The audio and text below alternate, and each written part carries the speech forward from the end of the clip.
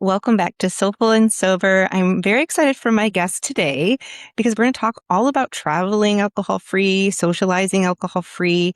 And this was like my biggest thing was the socialization and how am I supposed to go on trips and function without alcohol? So I'm super excited to have you here, Teresa. Thank you so much for being on. Thanks for having me. And a lot of people do say that this is kind of a sticking point for them, trying to figure out how to travel without the alcohol. Yeah, yeah, absolutely. So can you just let the guests know a little bit more about you and kind of what you're kind of up to? Because I think it'll be a great segue into talking more about the traveling and the socializing without alcohol. Thing. So my name's Teresa Bergen. I live in Portland, Oregon, and I've been sober for a really long time. I had the good fortune of recognizing my problem early on and quitting when I was 20 years old. So I was not even of legal age. And now I'm in my 50s. So I've had a whole adult life of being sober, which has been a great gift. Because let me tell you, when I was 20, I was really making an ass of myself in public every time I went out of the house, in the house too. So I'm sure I would have been dead a long time ago. I was quite the problem drinker. So I've done all kinds of things in my life since. I've been a writer all my life. I've written a few books. I write a lot about, mostly I'm a travel writer these days, and I write for websites and occasionally for print. My most recent book is called Sober Travel Handbook. So in the last few years, I've been working more in this niche of alcohol-free travel because it feels like the time has finally come, right? Like a long time, I was a sober travel writer and I'd go on press trips and people would act like there was something kind of wrong with me because I wasn't drinking. And now it's become a bit more accepted. So I feel like this is a good time to kind of double down on my mission of normalizing non drinking. I love that. And I totally agree. And I also remember when I stopped drinking for 6 months and then I went back and then I stopped forever. But I remember thinking, how am I supposed to go on vacation and worrying about what others thought about me as well? And, sometimes people do ask those questions, like, kind of like, what the heck's wrong with you? And I even used to think sober people were really boring, like Mhm. back in the day, even though I thought about not drinking for a really long time. But I'm just curious. I guess we could kind of go in two segments because we have the socialization and the traveling part. Um, I think traveling sober is definitely a really amazing thing. And I think we also think that we have to drink all the time to socialize and to go on vacations, and that's just part of vacationing. So I'd love to get your kind of your thoughts on just traveling sober and kind of overall, what are your thoughts on all that? And then any tips or tricks that you want to give our listeners? I have tons. But first, I'll say to address the thing about sober people boring. Well, yeah, sober people are boring to drunk people lots of times. But you know what? As soon as I got sober, drunk people became very boring to me. I mean, what do? They crash into bar stools. They talk about stupid stuff and they act like it's really funny and like they're really smart when they're slurring all over the place. And, it's, it just depends on where you're looking from, right? So I'm not trying to impress drunk people anymore by being one of them. So to me, I would rather hang out with people that are clear-headed enough that they can have a conversation. No, absolutely. Yeah. But sometimes it is though, even though I feel like that, I do sometimes have that sort of problem of feeling like I don't fit in or getting self-conscious, or I don't like when people just think I'm a total goody-goody. Like I feel sometimes I have this stupid need to justify, oh, I used to have a problem, but now I don't drink, rather than I just don't drink because I'm so saintly, which is stupid. It's not really my need to know what they're thinking about me or to worry about them judging me. That's their issue, what they think about me. But I think that is common though. I think a lot of Hmm. us feel that, right? We worry, we want to fit in, we want to belong.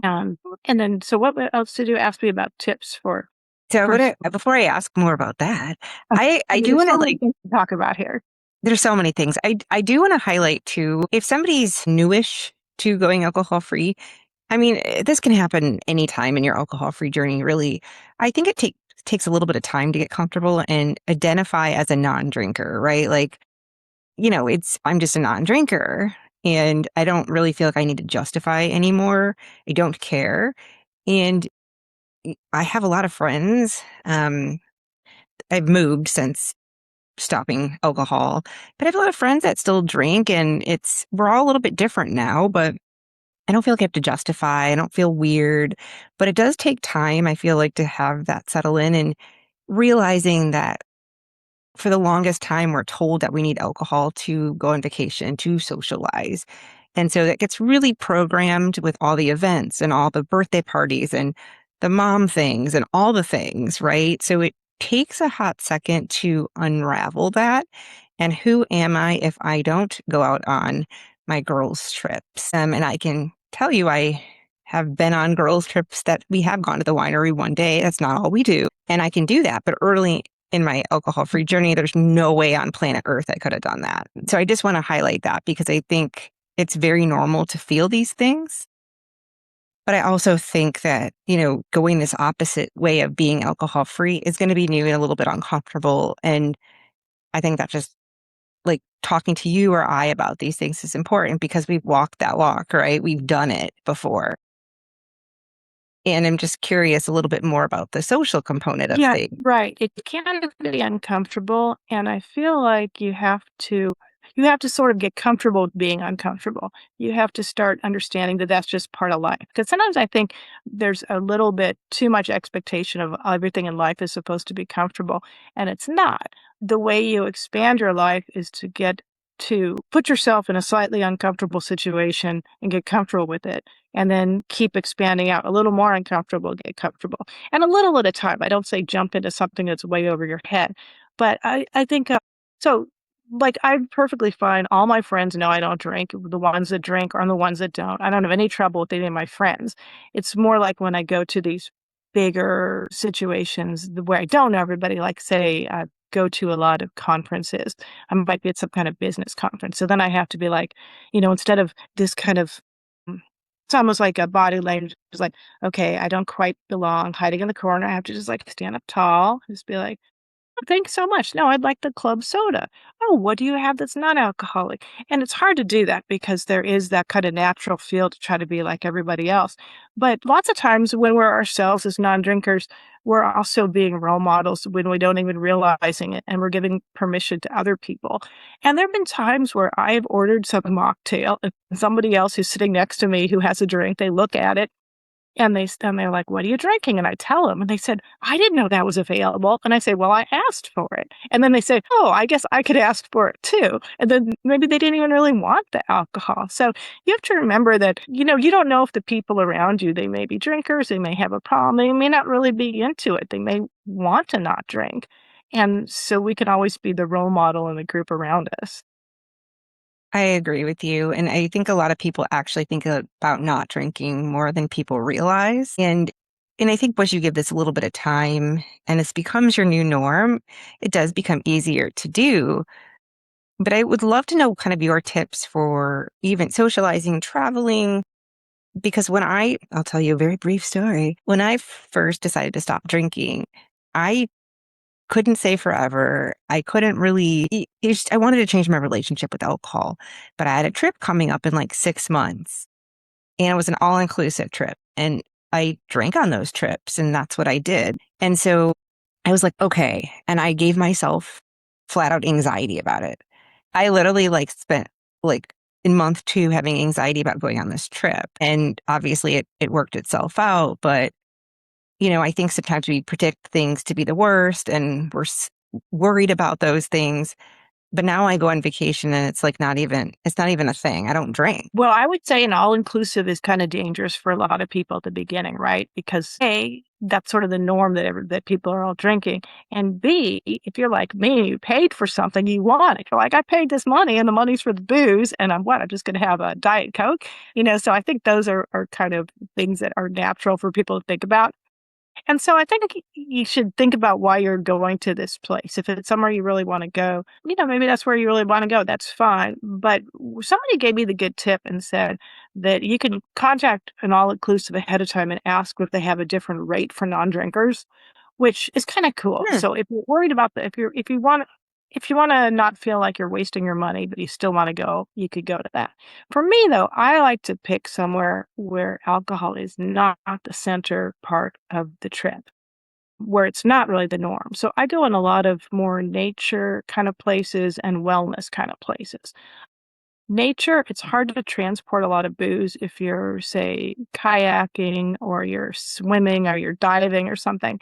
It's just not really the norm. There might be a little bit of drinking around, but it's not gonna be the main focus. People are gonna be more like comparing their photos of wildlife and going to bed early because they're gonna get up, they're gonna get up early.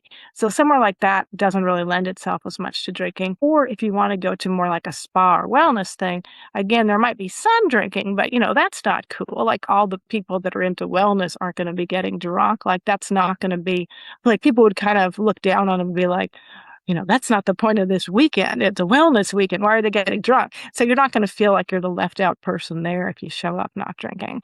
So if you pick something deliberately that alcohol is not the main feature, like an all inclusive, then you're going to be ahead right there. And I'd also say don't feel like you have to travel too early. If you're just getting your legs under you as a non drinking person, just try to put off your trip. I think it's good to feel safe at home first. And then again, like I said about expanding your horizons, make yourself feel safe at home. One friend of mine suggested one time, he said, if you weren't sure if you're ready to go on vacation, maybe just go out to dinner with some friends who are drinking to start with. Mm. Yeah, sit there and see how you feel about them drinking and you not, and then imagine that going on for a few days or a week and see if you're feeling ready. But so you can take baby steps. You don't have to just jump into something that's way over your head right away. I like that too. And when we planned this trip, I was a drinker and decided to not drink. And so for me, it's also, I wasn't fully identifying as a sober person. And I wasn't sure what I wanted to do. I think there Mhm. was also some ambivalence. And I did go on that trip, and I would never go on that trip now. The only way I would go on an all-inclusive trip if it was like with my son and a bunch of friends, and there was like a big purpose to it. But with a romantic partner, I would probably not do that. So what happened on the trip? I drank 2 drinks. So my sober journey is I did quit for about 6 months, and I really cut once I started drinking again, I cut down the amount. It was so mentally exhausting. I don't like moderating alcohol. It's just, to me, it's more mental gymnastics. I drank 2 drinks. I allowed myself, let me tell you, I had rules. I allowed myself 2 drinks. It was almost worse than just drinking more because it's like you'd feel things differently. You felt the depressant a little bit more. You also, your boundaries and all the things. I wanted to go to bed. I actually got sick on vacation. I never get sick on vacation. And I, I just, I don't know. I think there was a part of me that was still trying to hold on to this moderation person, but then there's others part that this just doesn't feel good. But my journey, I had to kind of dabble in that. But yeah, if I went on a trip early on, like a wine trip with my girlfriends, I would have drank. So I agree with you. I think it's dabbling and getting more comfortable. And I think this is whether or not you're a daily drinker or you're a social drinker, because I didn't drink by myself. I was very social. And what we talked about in the beginning of the show, you mentioned it's almost worse because it's really hard to socialize in the beginning. You really do have that FOMO feeling. But as you know, and I know, it doesn't stay that way. Over time, things change and you get more comfortable being alcohol free, traveling. And like you mentioned, you do different things. Like I don't need to go get smashed at a bar, right? Like to me, hanging out at a bar for a whole trip is boring. I wouldn't like that. Yeah, I hardly ever go to bars. I mean, I'll go to a bar sometimes if it's because the food there is good, or maybe I'm going to listen to some music there. Or I went to a bar the other day briefly because somebody was having an art opening in a bar. But I don't really go to a bar just to go to a bar. And I'm fine going to a bar if I have a reason for being in there. But just to sit around and like look at the bottles and not drink it, not for me. No, I agree. But in the beginning of my sober journey, and praise to you for getting sober so young. That's awesome. I did not do that. I feel like I got worse as I got older. Do if you don't stop. We were surrounded by lake life, and it was just the lifestyle. And I ended up drinking more and more as I got older. But I think for me, it was I wanted to be able to socialize and still be part of the crowd. And I didn't want to like stay in my house. So it was dabbling on how to try to figure this out. So I like that you talked about mocktails because I think it's so important. Like now, now I'm a little bit different on mocktails, but on occasion I do want something fun to drink. But in the beginning, I think it's really important to have something in your hand. I think it's just having something to hold.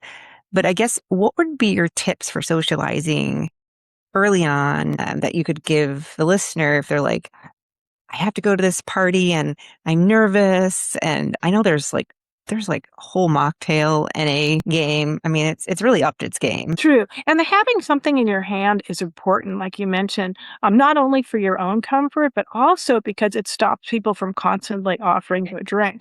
So you're probably going to be safer standing there holding your non-alcoholic drink, whatever it is, and then not holding something, because then people keep asking you over and over and lend to your temptation. And actually, my favorite drink, my favorite cup that I drink everything out of, look at this is so funny.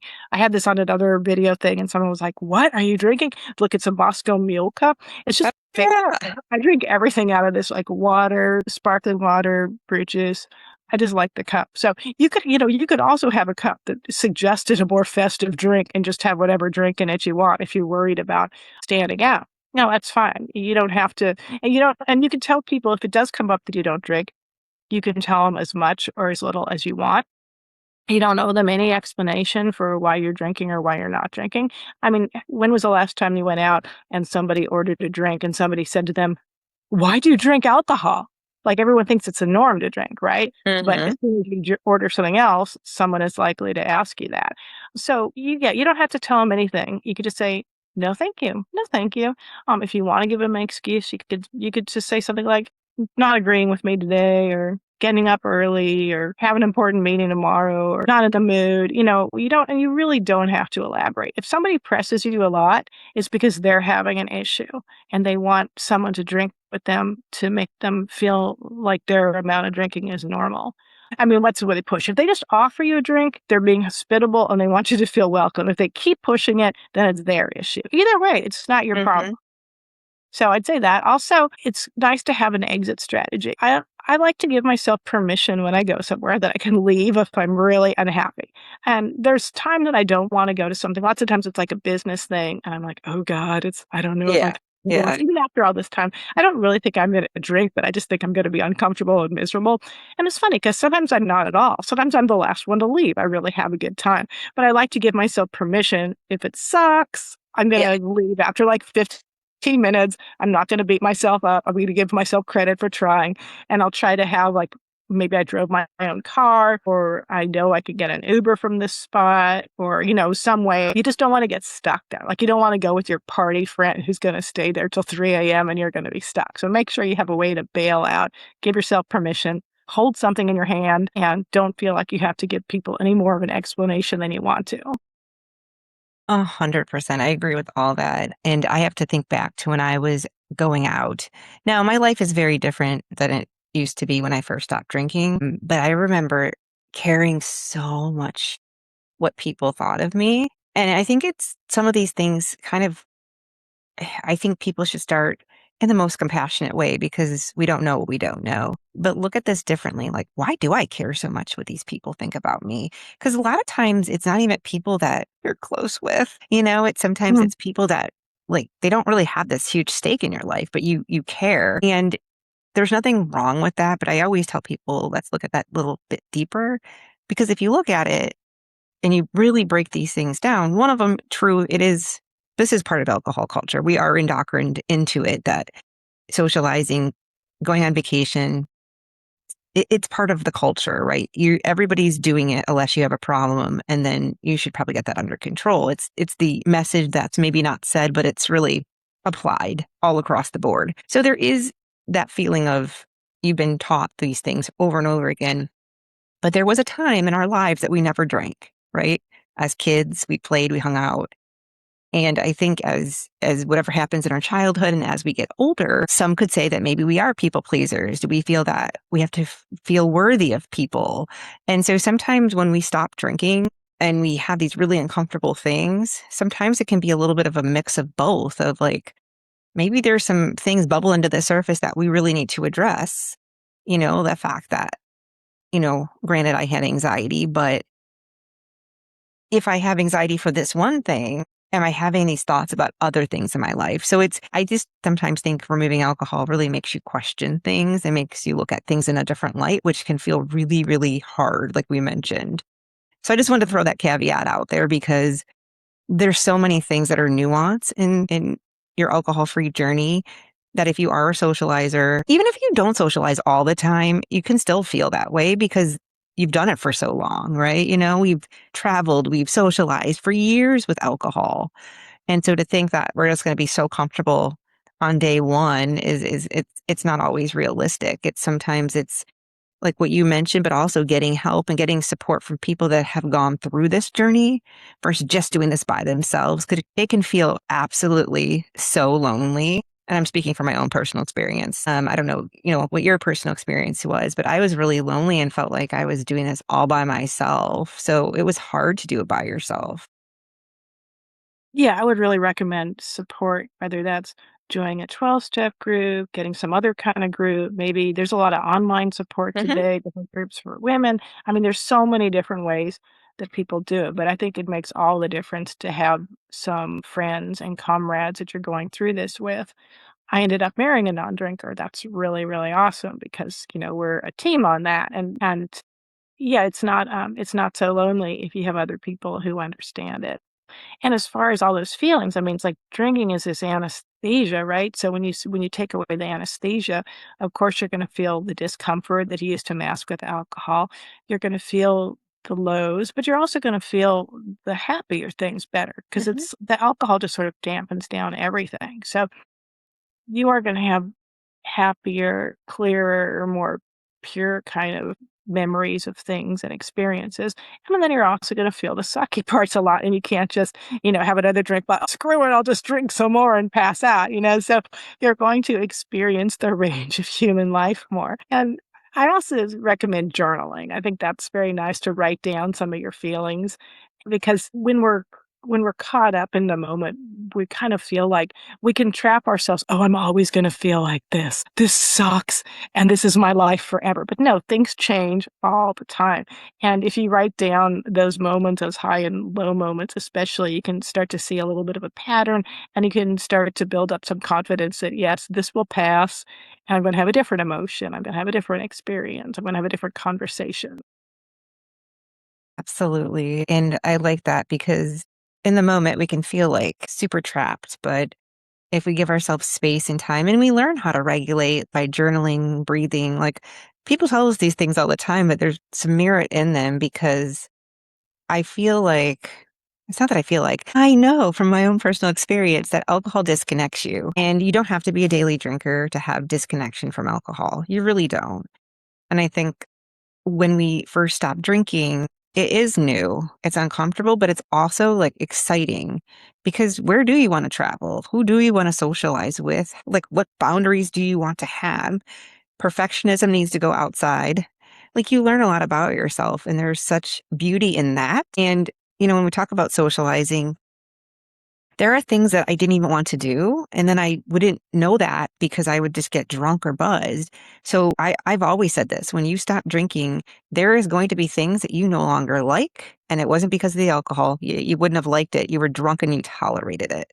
So now you Mhm. get to go on these vacations and not waste all your money on alcohol. And now you get to go on these vacations and not like sleep until whenever and feel hungover. And I used to always tell myself this, well, I don't get as hungover on trips. Well, number one, I had no stress on half of them, right? Like you didn't have like your day-to-day stressors. You get to sleep in a little bit more. But then I would always need a vacation from my vacation. And so now it's like I actually can go on vacations, have mocktails, have coffee, and just feel really good and not come home feeling like a dumpster fire. Yeah. What do you like to do on vacation now? So now I go with my son at least once a year back to Michigan. We're from Michigan. We went to Honduras. I went to with my boyfriend. I went to New York City, and so just short trips. But I've gone on girl trips actually with my girlfriends. My girlfriend lives in Arizona. We've done hiking. I did go on with the wineries. Like I could not have done that, like I said in the beginning, but now I'm like whatever. I don't care. And I think also knowing what you can tolerate. There was one winery I went to where they had like different juices. Like they were like kind of bougie juices, which was kind Mm. of fun. But I also think it depends on your friendships too. I know we're veering off a little bit, but I think it depends on your friendships and what people like to do. And it's, I feel like when you go alcohol free, it's just, it's different.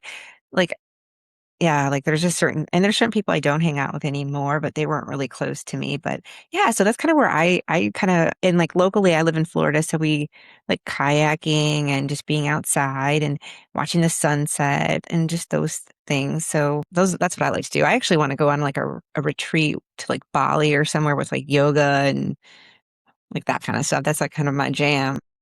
Yeah, that'd be nice, and those are all things that don't really focus on the alcohol so much.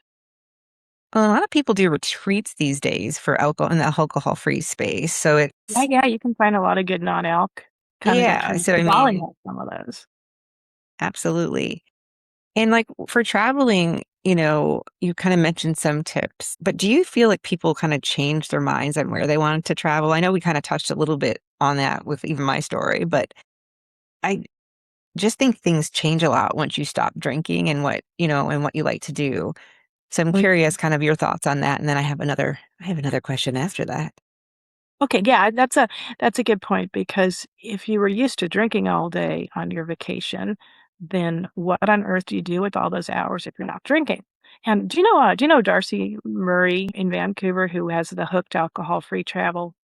She was at I, Amplified, might have. yeah, I think I know who you're talking about. Yeah. Yes. Anyway, she's I've talked to her a lot about this, and, she does group travel, alcohol-free groups, and she tries to fill them up with, like, as much excitement and different things all day long and night as possible, and, partly because she says when she quit drinking, she didn't really know what she liked to do, so she had to try a lot of things and find out what she did and what she didn't, and, some things like she said one time she went bird watching, and she would have laughed at that before when she was drinking, but then she actually found out she enjoyed it. So that's been my experience too, is trying different activities and finding out what I like. And the things that I'm really into right now are mostly water stuff. So kayaking and paddleboarding. I just took up scuba diving 2 years ago and also open water swimming. So my trips I plan are usually around an activity. So I'm now that I'm into diving, I like pick somewhere that I can go and dive. Or I went on this really fabulous open water swimming trip last year, put on by this British company that just does it's called Swim Track, and they do different swim trips around the world. And it is Oh, all cool. just focused on swimming. And so I went with a friend from Portland who's also a swimmer. And then everyone else was mostly there was another American and there were a bunch of British and Irish. It was mostly ladies. A couple of people drank at night, but mostly you didn't because we were like up early and that was the big thing. We were like swimming for a couple miles a day. So it does expand your mind when you stop drinking and you get to figure out how to fill up the hours of the day without alcohol. And you might surprise yourself. Like I never thought I was going to be an open water swimmer or I never kayaked when I was drunk. I never even had the urge to scuba dive till like 2.5 years ago. And then I suddenly did out of nowhere. So if you let yourself be open to different experiences and opportunities that come your way, there's just no telling what you're going to be doing next year or 5 years or 10 years. And that's been really fun for me to be like, whoa, check this out. Who knew I wanted to try this? I think or you make a really good point because, again, often we think about what we're missing out on or losing when we stop drinking. But look at these cool experiences, and you never really know how your life's going to turn out when you go alcohol free.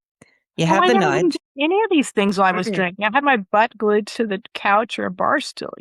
Absolutely. Like I looked forward to drinking on the weekends. I mean, I liked my friends. I mean, that was a bonus, but I looked forward to drinking for a reason, right? There is something that maybe wasn't so exciting in my life or something I needed to add to my life. And I didn't know what I needed.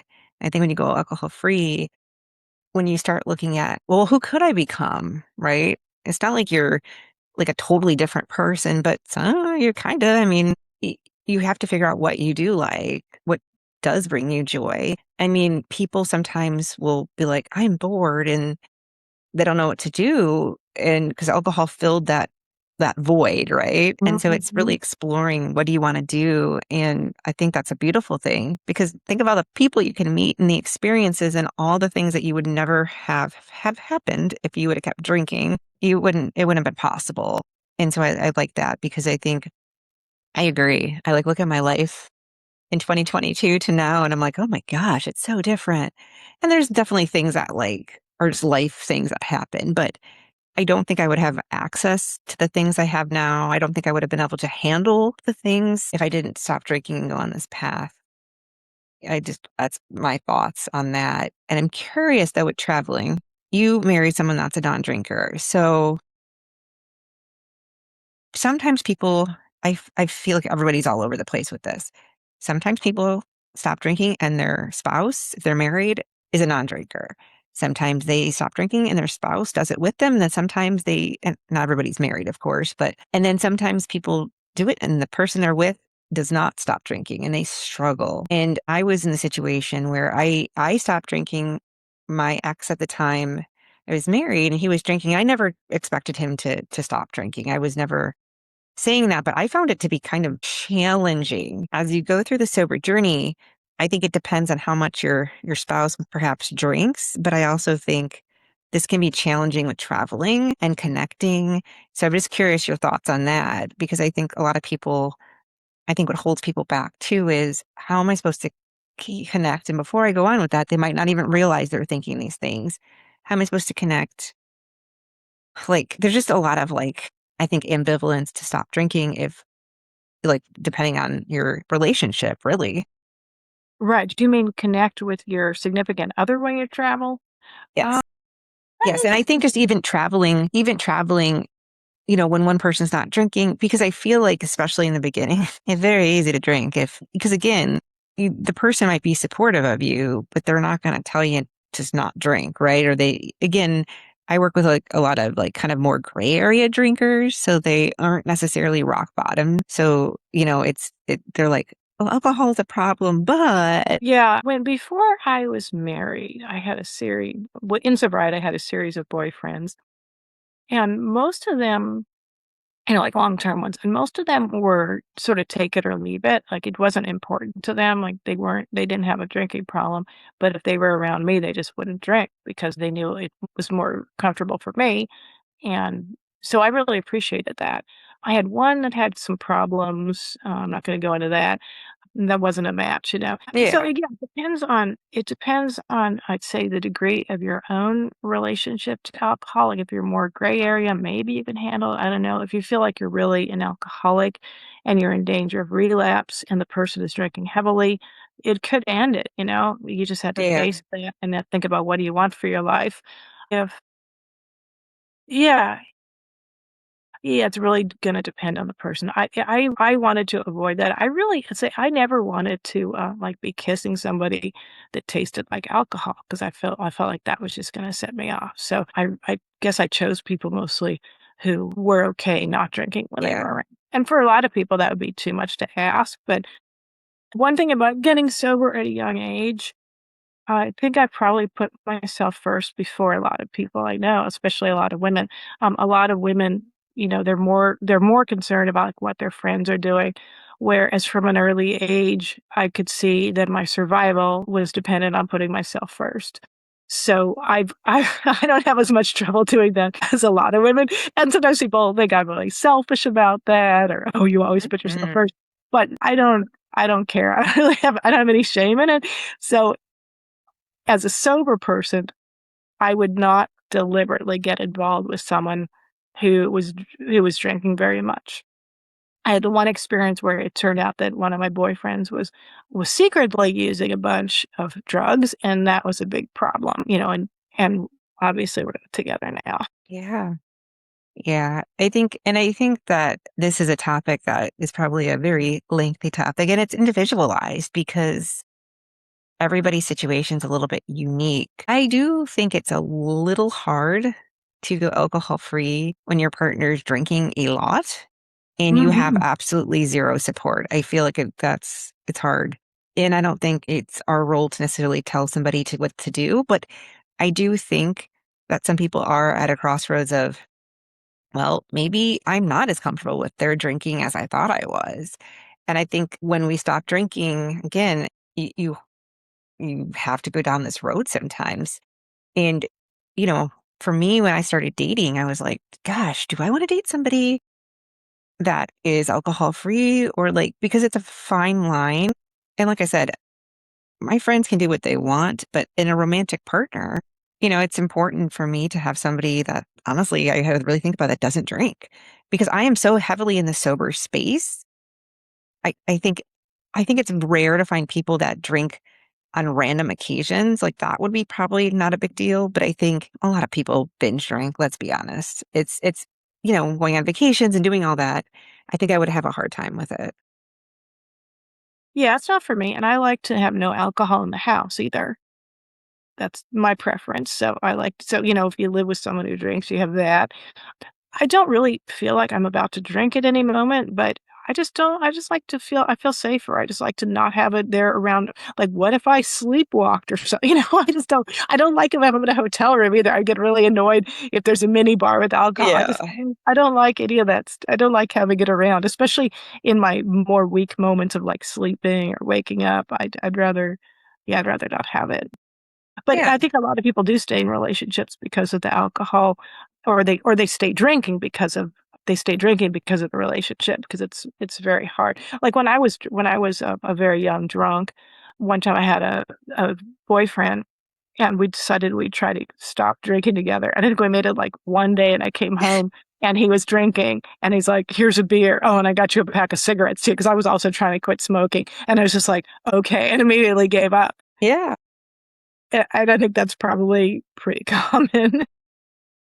I think it is. And I also think it's just, like I said, I've seen lots of different dynamics in relationships with the people I've worked with, and I've seen people quit when their partner continues to even drink heavily. And, it's not my place to say whatever was going to work in somebody's relationship, but that person got help. And I think what I guess my point too is you can still go alcohol free, even if somebody else drinks, whether or not that's hard or it's going to have challenges. Sometimes you'll cross that path when it comes. Yeah, you just gotta decide for yourself. I just feel sad if people know their life would be better without drinking, but they're too scared they'll lose their partner if they stop. Because I would like to see Yeah. the people take the best care of themselves as they can. I agree. And sometimes I'm like, life's too short to not follow those nudges. I think, yes, those that want to quit alcohol was a problem in some shape or form. The severity of it, I mean, I don't know. I mean, I did some pretty silly things drunk, but I also had a job and I wasn't rock bottom, but it didn't serve me. And I just took the leap, even if, my ex was drinking and I didn't ever have that expectation. But yeah, there were things that were hard. And I think it will challenge you a little bit if you go on vacations. Like, can you do those things? But I think also, I would also probably urge people not to think about the future in a negative way because you'll literally like you said, don't do what I did in month 2 of going alcohol free. I was giving myself anxiety over a trip multiple months away, and I survived it, and I am now alcohol free. Yeah, and if you get the chance to I travel by myself a lot, and if you get the chance to do that, it's fabulous. You can do exactly what you want and choose the people you wanna be around and the activities you do. And I live that. And I think there's something so beautiful about being independent and doing your own thing and knowing you're okay, right? Like you will be okay and you can do all these things that you didn't think were possible before too. Yeah, and you can find ways to socialize instead of going to the bars, go to the coffee houses Mhm. and sign up. I've met people and palled around with them signing up for like a walking tour of a town, something like that that's kind of sociable and you're talking to other people a bit. Yeah, or going to if you do go to any kind of group support meetings, you can try to find them overseas and, instantly meet some non-drinker. Yeah. Yeah, and there's so much support. I actually recently started a Walks Without Wine group in my community. I posted on Facebook and I've probably post more. And, I have a couple people that came to the walk and they don't have to necessarily be alcohol free 100%, but they care about being health conscious, right? Like yeah. So it's kind of cool. So, you know, these are the things that can happen, as you listen to yourself and follow the trail. Like we don't have to have it all figured out. But I think the socializing and the vacations, I do feel like things will change a little bit as people go on their journey and they get to see what they like to do and from an authentic place. And I think that's like the coolest thing. Yeah, and by now, like, I feel kinda sorry for people that are just sitting at the bar and missing out, you know? Yeah, I absolutely. I There's was a I had an experience where I was at a professional thing for travel a couple years ago in the Los Angeles area, and we had a night where we could go to all the rides on the end of the Santa Monica Pier for free, and I love rides, like roller coasters and stuff, and I just went off. I met somebody else there. We were, like, running around on the rides together, and we tried to go on everything, having a great time. It was, beautiful. It's getting dark. You're on the roller coaster looking at the lights in the ocean. And then I got back on the bus afterwards from our professional group. We were going back to the hotel, and this guy sat down next to me, the person in our professional group, and I was all pumped up. I was like, "That was great. What rides did you go on?" And he looked at me like I was crazy, and he said, "I just sat at the bar," and then he passed out. hilarious. My God, what a missed opportunity. You're like, I had so much fun, and you can have so much fun without alcohol. I promise you that once you take that myth away that you need alcohol to have fun, I don't know, like to me, I don't even think about drinking like that anymore. I try just to think about how hungover I felt and having fun without it and going to roller skating with my son and enjoying my time with him while he's not an adult. And those are the things that are really important to me. So I just think it's a whole nother world. And I think as time goes on, I definitely think we need more people like you talking about traveling without alcohol, how to have fun, go into the airports and just be free without worrying about alcohol. There's so many things to do besides drinking. There really is. Well, I so appreciate you being on today. And we're going to link all your stuff below. But where can people find you? And just remind us too what your book is called, because well, as a fellow author, I think it's amazing when anybody writes anything. So I think I know how much work it is and it's just so awesome. Thanks. So it's Teresa Bergen, and you can find my website, teresabergen.com, Teresabergen. The book is called Sober Travel Handbook. And one other thing about the book I wanted to mention is that I interviewed a ton of people because I had a lot of experience and I went into it thinking like, oh, I know all about this sober travel. But I thought, oh, I should do some research. So I started talking to people. I probably talked to at least 50 people for this book. And it really expanded my mind because I found out there's so many people that don't drink for various reasons and have so many different experiences. And I got a lot of tips from them, which was really fun for me and hopefully helpful for readers. Absolutely. I think so. I definitely think that was helpful because it just again normalizes it. Like it's no big deal, right? Like people do this. And then it becomes your way of living and you don't even think about it anymore. Yeah, and the more we go up and ask, "Oh, so what do you have that's not alcoholic?" The more we just make that a normal question instead of an uncomfortable question where when we're in hospitality places, the more that will also influence the hospitality industry, and then that'll make it easier for all the non-drinkers to come. So remember when you're going up there and asking, instead of just feeling ashamed or embarrassed, remember you're doing it for all of us non-drinkers. We're all normalizing this together. Well, I love that. And that's very, very true. It's needed. Absolutely. Well, thank you again for being on. I'm so happy that we were able to connect. Me too. Thanks so much, Chrissy. And thanks for all the work you're doing, trying to help all the people who are, questioning their relationship with alcohol, maybe giving it up, maybe finding a new world. Yes. Well, thank you so much.